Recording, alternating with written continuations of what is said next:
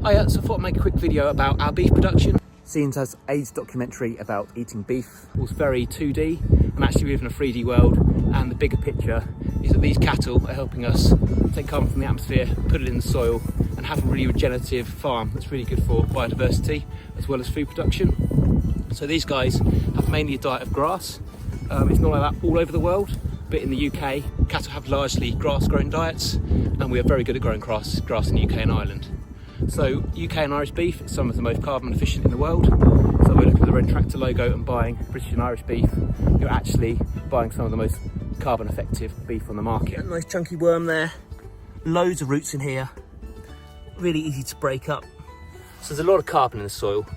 These grass plants taking in carbon from the atmosphere, pumping it into the soil, and that's feeding the worms and the bugs and life in there. But also, this grass is providing excellent habitat for voles and mice, which in turn feed the owls and the small birds of prey.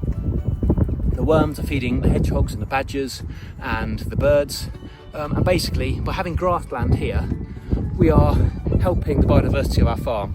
These fields have loads of life in them, and it's all due to having animals coming in here and grazing these plants.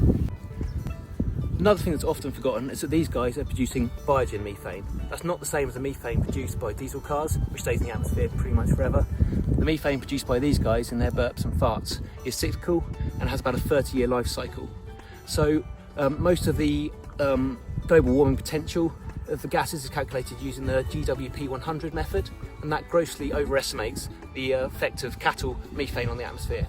There's more modern science, which is the GWP star method of calculating it, which takes into consideration the 30-year life cycle of the methane. So actually, on paper, people are saying, eat less beef to help save the environment and stop global warming. But actually, that is massively overestimating the impact that that will have, because they're not taking into consideration the cyclical nature of the cattle methane. So our cattle here are out on the fields for as much year as possible, just eating grass. And then when it comes really wet in the winter, we'll get them inside and we'll feed them only food grown on this farm. So they'll have silage and hay, which is made from the grass that's grown during the spring. But also we feed them little barley and beans that we also grow on this farm. So we're not bringing in food from everywhere. People have a look at beef farming and think of feedlot systems. They see images from the States, but we rarely have that kind of system here.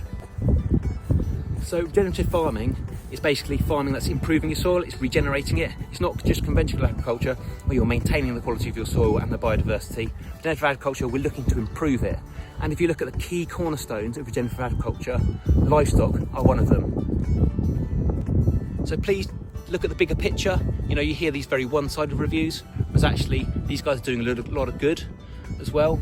And say you do want to cut down your beef consumption, look for British beef, because it's going to have a better carbon footprint. But also, you know, if you want to have higher quality beef and less of it, go to your local butcher, ask them, you know, what systems was your beef produced under, and you can really get to know the food you're eating and buy from perhaps pasture-fed farms and similar to that.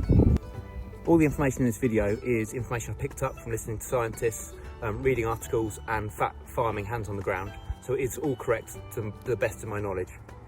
Cheers!